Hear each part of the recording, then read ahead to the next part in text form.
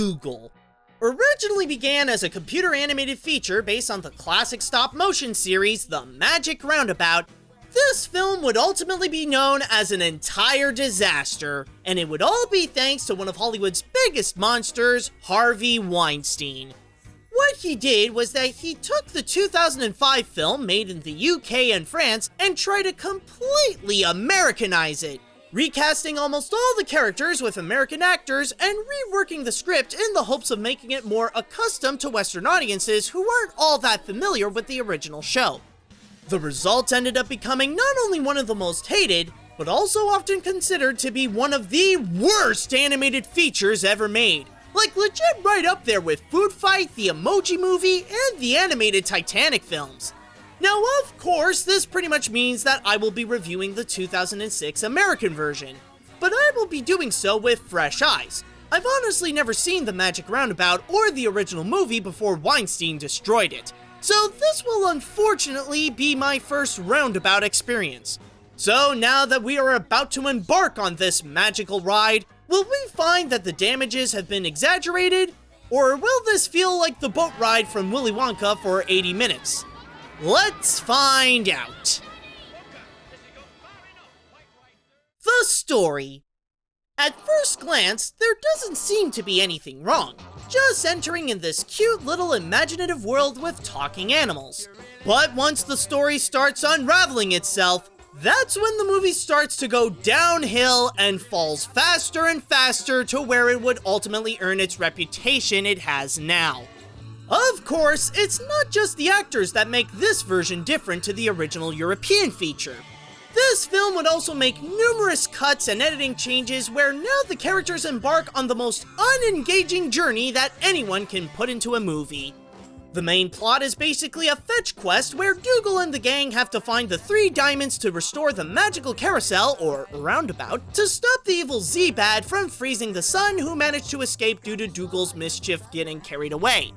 From there, the story itself is already predictable to the point that it feels formulaic, where the characters go to a new area, avoid obstacles, find a diamond, and somehow get it in the hands of Z-Bad.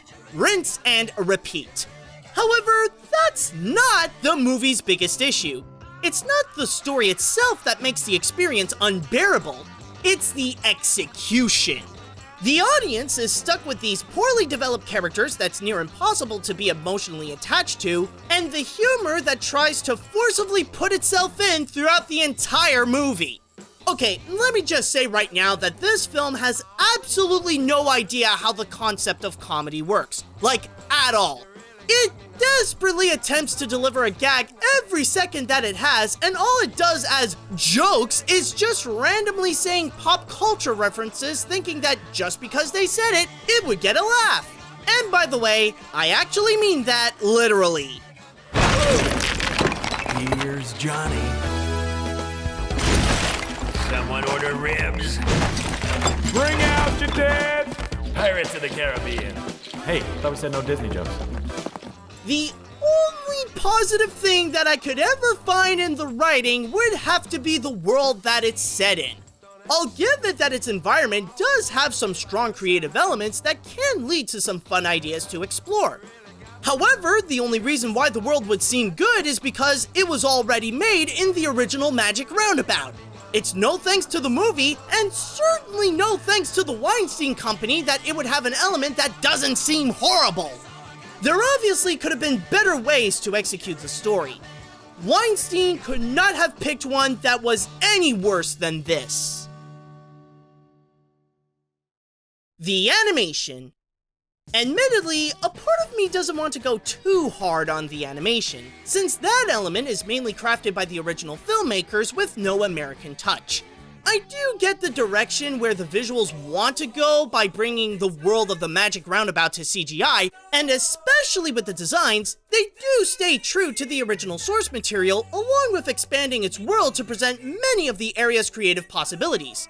My one little criticism there would be the way it tries to make the characters look more organic, including putting in as much details as possible in their ridiculously small eyes. However, with that said, it is understandable to say that the animation itself is not that good, even by 2005 standards. For the most part, it does look cheap, and not because it wants to emulate the style of the show's stop motion, but more because its budget couldn't afford anything better. Not only does it bring in some consequences like weird-looking textures and the characters' movements feeling stiffer, but it also makes it obvious that the animators tried to cut around corners to save some money. Like, look at how they modeled Doogal. I'm convinced that he does not have a body or even have any legs. He's literally just a walking ball of fur with a head. Sorry. Get off me! Look at all these cool plants.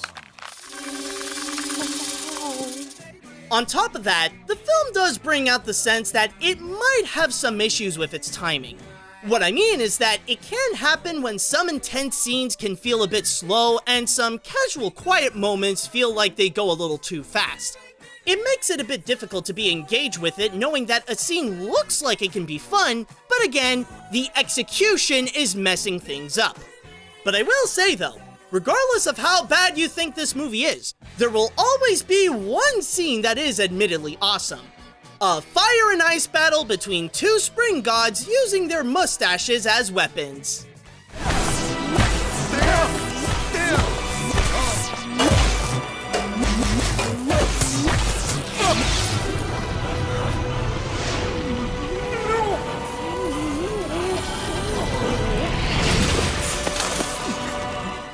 Would I say that the animation here is the worst? No.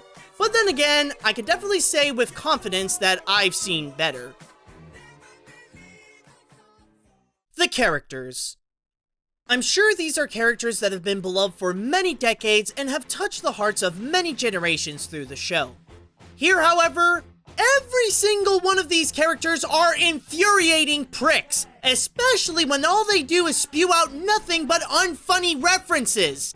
Seriously, they all have this unlikable personality with little to no development with the exception of Zebedee, who is the generic father figure of the place. First, you got Doogal, who's a self-centered dog that only cares about himself and his owner Florence, a little girl who sounds like she already passed puberty years ago, and has a candy obsession that the movie frames it like he has a drug addiction. All I wanted was to get my paws on some candy. Yeah, starts with candy bars, man. Maybe a Snickers fun size, and before you know it, you've eaten all the Three Musketeers and their families. Oh, yeah. Maybe you got, like, a problem, my furry friend. No, I don't. Along with them are a train that can sometimes talk for some reason, Ermintrude, a Miss Piggy-style diva, Dylan, a rabbit that tries to really play up the hippie archetype, Brian, a douchey snail that has a crush on Ermintrude, and a moose that would occasionally appear just to fart. Together, they would go and face off Z-Bad, an evil version of Zebedee that uses ice powers that is accompanied by his dumb assistant, Soldier Sam. Now, I've already mentioned before that the biggest problem here would be the execution along with the horrible humor. But there is another big problem that would corrupt the entire movie. The voice acting is absolutely terrible. In the American version, nobody sounded like they wanted to be there and would put in no effort in their performance. On top of whatever they say don't even line up to how the lips move, adding in an extra layer of awkwardness. That's it. Show's over. We're finished. Just as I was about to hit it big. You are big. Thanks, Doogie. But I want to go out singing like Aretha, not grilled up like some big old sirloin steak. But what is honestly shocking about the acting is that this actually has a prominent all-star cast.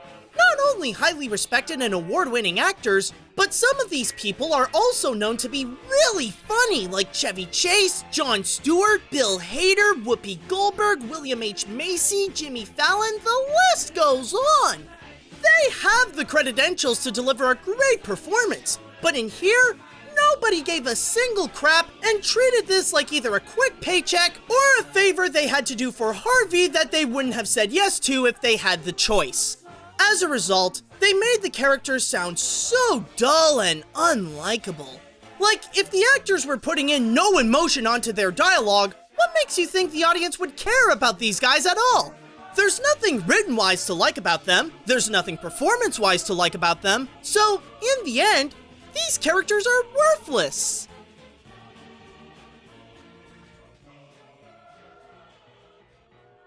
When you think of the term Americanizing, you'd probably think that it would mean to make something more accustomed to Western society.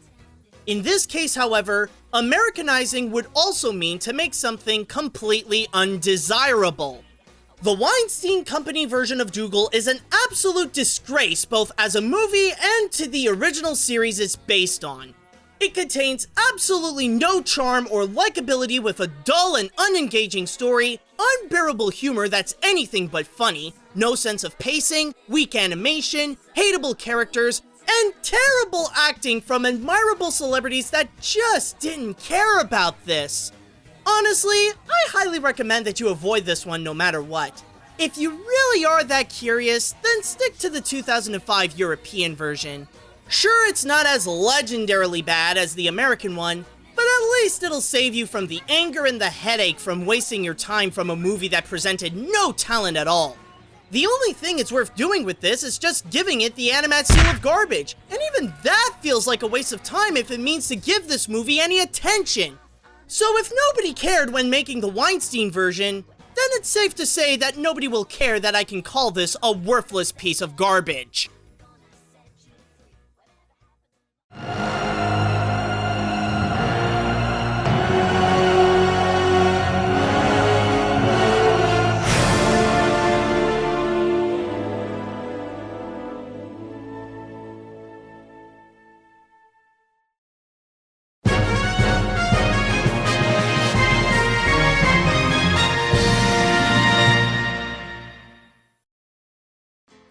Hey guys, this is AniMat's. I just want to start things off by giving a huge thanks to Jonathan Booth for his amazing support on Patreon, which allowed him to get some amazing rewards, including this one, where he requested me to go and review Doogal.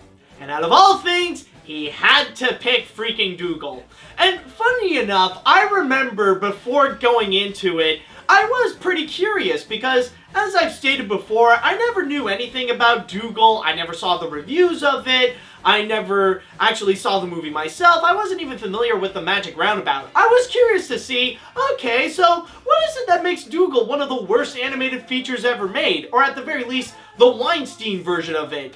And after watching it, holy crap, now I see why. Because I just gotta say right now that Doogal, yeah, it is one of the worst, but also I have to say I would really rank it way up there as one of the most unfunny animated features that I've ever seen. Like, never have I seen a film where it desperately tries to throw in so much humor, but never once did I ever laugh or even threw out a chuckle. Like, I've never seen a movie this unfunny since Cloudy with a Chance of Meatballs 2. It really is that bad. Because the thing is, as I've stated in my review, there is nothing in here where the movie understands what does comedy mean. It's literally just an entire series of just throwing out pop culture references. Just literally just saying things, and that's it. Maybe throw in a few farts here and there from the moose, but no, for the most part, it's just saying pop culture references. Like here, let me show you a little example. Like, I know I threw one in with all the skeletons and stuff like that, but here's a better idea of what I mean. Like, they'll just look around and just say, Smee, The Secret of Nim, iMac, show me the money. Are you guys laughing yet? Well, according to Doogal, you should, because I'm throwing out comedy gold. That's apparently how it freaking works in Doogal. Now, imagine that for like 80 to 90 minutes long.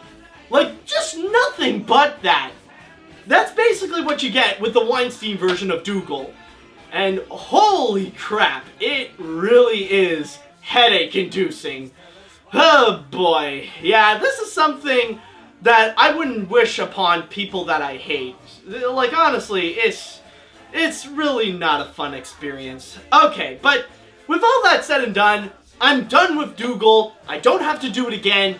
Now this time, I can move on to the animation hat. So, before I begin and pick the next one, I just want to start off by saying that if you guys would like to be like Jonathan and you want to go and support my work and get some amazing reward at the same time, including requesting me to do something better than freaking Doogal, please, then all you have to do is just go to patreon.com/animat. But at the same time, if you guys would like to suggest me an animated film you would like me to review and I would put onto the animation hat, then all you have to do is just write me an email at animatsreviews@gmail.com. Okay, so hopefully I will pick something better than Doogal. Please let it be something better than Doogal. Okay, I picked something. Did one of them drop? I don't know. Maybe it landed back on the hat. Or, I'll see it later. So anyways, with that said, the next review shall be... Please let it be better than Doogal. Just make it better than Doogal. Not by much. Oh, God. Not by much. Ugh. Okay.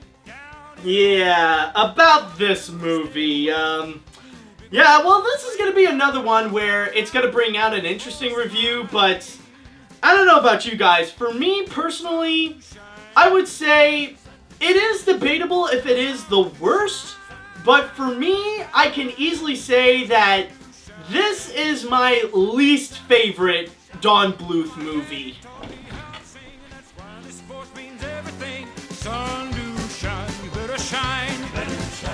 Well, the sun do shine, you better shine, you better shine, you better shine, you better shine, you better...